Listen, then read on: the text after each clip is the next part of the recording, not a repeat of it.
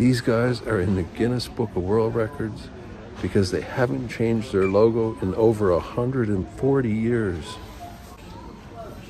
You know what they say, go woke, you go broke. Well, that's a little unfair. You can still buy these tins, but they have changed their packaging that includes a new logo. You gotta love those old-timey logos, though. It's nice to see that some things don't change. These sugary syrups are manufactured by Tate and Lyle. They've been used for desserts and toppings since Queen Victoria's days. So, why did they change their packaging and logo after all these years?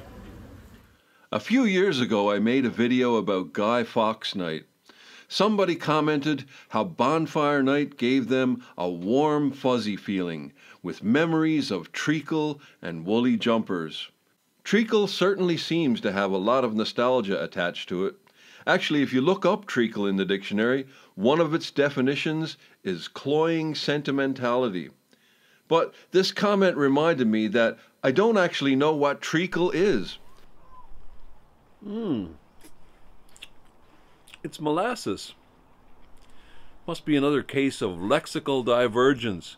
You know, like lift for elevator and biscuit for cookie. I'd seen and heard the word treacle many times. There was that movie in the 80s called Brimstone and Treacle, and there are all kinds of references to it in literature. I think Winnie the Pooh used treacle to catch the heffalump, and Mr. Tumnus makes pancakes with treacle in The Lion, the Witch, and the Wardrobe. Harry Potter fans in America all thought that treacle tarts were more fiction from the mind of J.K. Rowling. To North American ears, it does have a magical sound to it. Now, the more discerning palates out there will tell you it's not molasses. But they're just being pedantic snobs. I got no problem with eating molasses, or any other part of the mole for that matter. Treacle comes from a Greek word. It was the antidote for the bite of a venomous creature. The word migrated through Latin and French and eventually made its way into English. It was still a medicine, with a spoonful of sugar to help it go down, and eventually it just came to mean the sweet syrupy stuff, without the medicine. Why the hell is there a dead lion with flies flying around its corpse? And what the hell is with the motto, "Out of the strong came forth sweetness"? The logo and the motto come from a Bible verse. It's the strange story of that Old Testament strongman Samson. He slays a lion, and sometime later, passing by the lion's corpse, he sees that bees have made a hive inside its body. He scoops out some honey to share with his family. He poses a riddle. Out of the eater came forth meat, and out of the strong came forth sweetness. I'm not sure what message we're supposed to take from that. There might be a clue in here.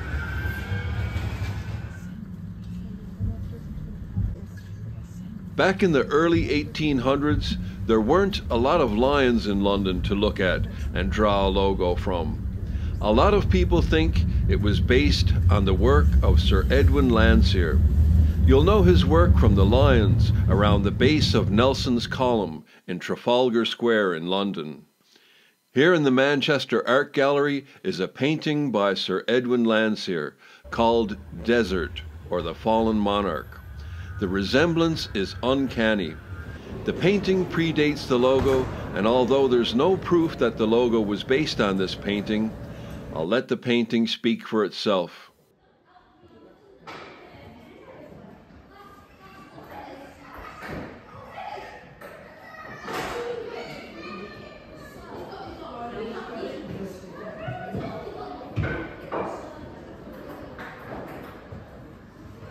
No flies on him. What is treacle? It's more than just a sweet syrup for drizzling over desserts. It carries cultural and emotional significance. Its association with comfort, tradition, and a bygone era is deeply ingrained in British culture. Treacle is sweetness personified, but it can also be a cloying sentimentality. the type that makes children roll their eyes when they hear tales about the good old days. We've always had differing opinions on things, and we always will. Why does it have to be a culture war? Woke. It's another buzzword we're supposed to fear and hate. You can still buy the original tin. There have been tweaks and changes and special editions of the tin, but they always came back to the old familiar. Why all of a sudden accusations of going woke? It's just another example of the media stoking outrage. Up yours, woke moralist! Is Tate Lyle's decision to update their logo succumbing to woke culture? Maybe, but does it really matter? Such debates are just distractions. I wonder sometimes if they aren't manufactured distractions. While the magician waves his magic wand, he slips another ace up his sleeve. It's a story as old as Samson and the bees. Divide and conquer. While we argue over which label on a treacle tin we prefer, there are decisions being made behind closed doors. Decisions that go unnoticed and have real effects on our community. I don't ever recall seeing a tin of treacle as a kid, but there was always a tin of molasses on my grandparents' table. My grandfather used to have it in his tea. We'd put it on our pancakes, and I'd sometimes have it on my cornflakes. We actually have a saying about molasses. If something is slow, it's as slow as cold molasses. But when we were kids, we didn't have tablets and phones and the like. We'd read the back of the cereal box. Made in Trafford Park. That's great!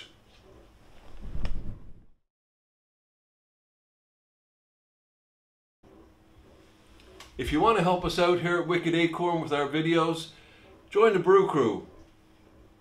You can put Bud Light in it or leftist tears. Doesn't matter to me.